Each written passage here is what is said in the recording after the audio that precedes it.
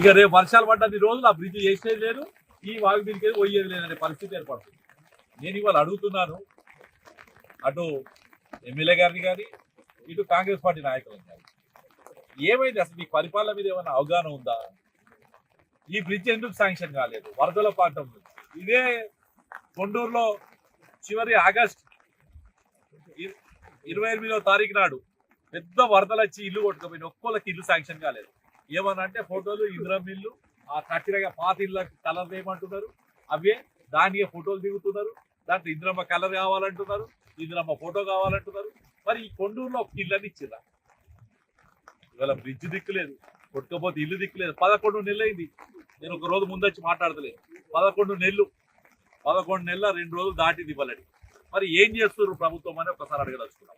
కాబట్టి ఇప్పటికైనా డిమాండ్ చేస్తున్నాం, కొండూరు బ్రిడ్జ్ను వెంటనే పూర్తి ఇదేదో కానల్ అంటే ఎవడైనా ప్రపంచంలో నాకు అంటే కొత్తగా అనిపిస్తుంది, బాధతో చెప్తుంది. ఇవాళ ఏదైనా బ్రిడ్జ్ కూలిపోతే దానికి మంజూరు చేస్తారు, కానీ కూలిపోయిన కాడికే మట్టి పోసి దాన్ని పొతం చేస్తామనే ప్రభుత్వము ఇదే ప్రభుత్వం ఉంది.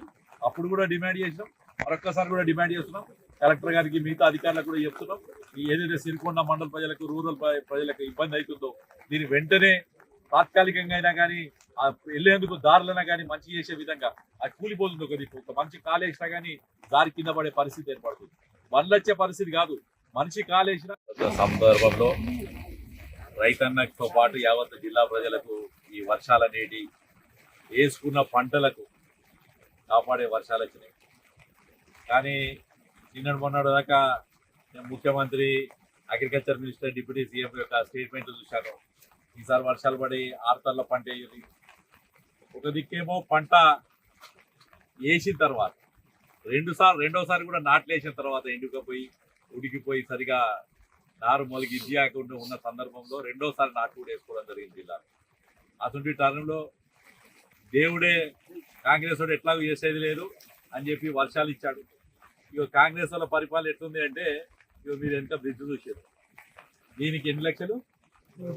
60 లక్షల రూపాయల డబ్బులు పెట్టి 53 లక్షల రూపాయల డబ్బులు పెట్టి 53 లక్షల రూపాయల డబ్బులు పెట్టి ఏం చేసిర్రా కాంగ్రెస్ వాళ్ళు అంటే, అంతకన్నా ముందు బ్రిడ్జ్ ఇంకా 2 కాలాలు ఎక్కుంటుండే, ఆ 2 కాలాలు తీసేసి మొర్రం పోసి మరి ఆ కాంట్రాక్టర్కి ఏం మిగిలిందో దాంట్లో మళ్ళీ మా గౌరవ ఎమ్మెల్యేకి ఏమి ఇచ్చిండో, మళ్ళీ ఆడ బిల్లు వచ్చినందుకు మా డిప్యూటీ సీఎం వాళ్ళకేమి ఇచ్చిండో.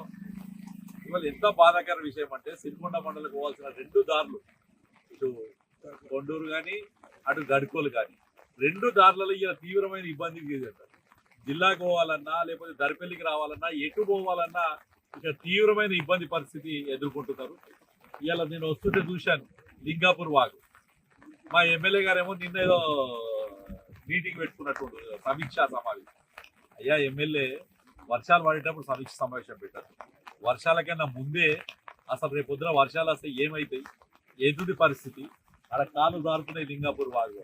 నిన్న గడుకోల్లో కూడా అదే పెద్ద కార్లు పోయే పరిస్థితి, బైకులు. ఇవాళ ఈ దారి బంద్ చేసారు.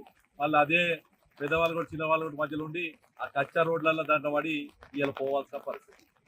దౌర్భాగ్యమైన పరిస్థితి కాంగ్రెస్ ప్రభుత్వ హయాంలో ఉంది. ఒక దిక్కేమో రైతాంగం వర్షాలు లేక ఇప్పుడు